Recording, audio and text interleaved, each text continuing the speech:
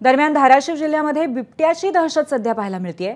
परांडा, कळंब आणि तुळजापुरामध्ये बिबट्या असल्याची चर्चा आहे।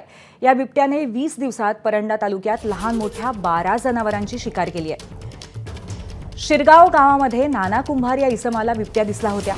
त्याची माहिती ही वन विभागाला देण्यात आली होती। वन विभागाच्या कर्मचाऱ्यांना तालुक्यातील अनेक भागात बिबट्याचे ठसे दिसून आलेत। वन विभागाने ट्रॅप कॅमेरे लावलेत, पण बिबट्याला पकडण्यात वन विभागाला अजूनही यश आलेलं नाहीये।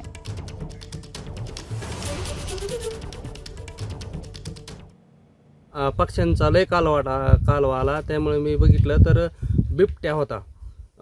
तो असा पिल्ल्यासारखा होता, पण मी पाहिला आहे तो। काय भावना बिबट्या बघितल्यानंतर?